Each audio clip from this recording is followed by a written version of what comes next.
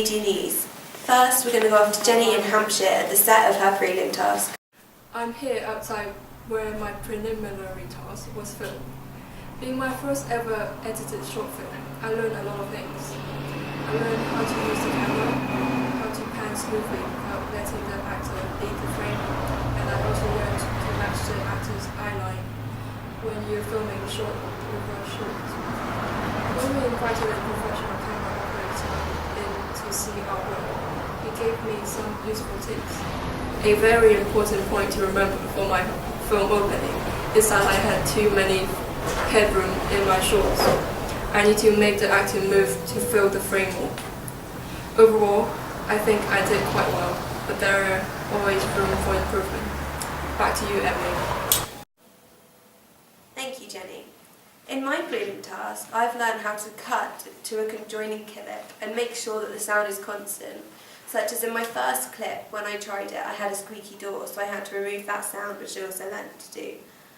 I also learned how to carefully cut the film to avoid jumping, which is very confusing. However, we all managed to do it successfully in the end. We also learned how to film the actors in one long run to avoid them moving and jumping between the clips. And also how to storyboard clearly to avoid confusion, which I found particularly difficult. We also learned how to save the film in the correct format so we can upload it to our blogs, which everyone struggled with, and we still need to figure out how to do that.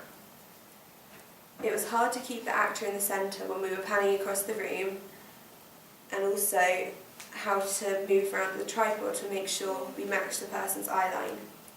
Finally, I learned how to cut the music to the sound and make it sound correct, so the right volume and the right.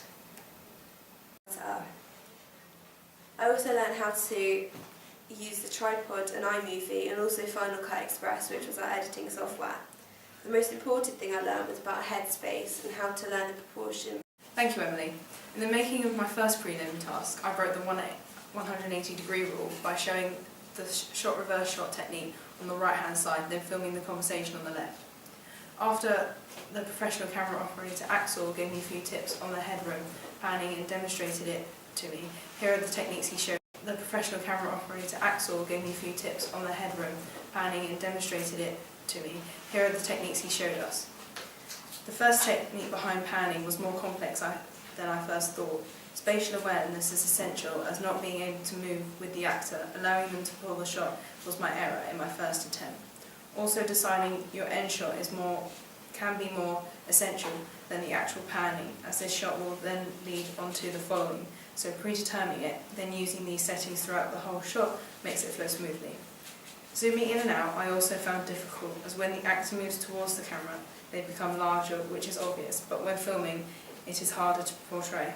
Using the zoom with the perfect timing is even difficult to professional, Axel told us. The first proper experience of professional filming, directing, editing and publishing a short film taught me that it is important to have you imagine the shots to play out, critiqued by yourself and then set in stone, otherwise you can make editing difficult for yourself.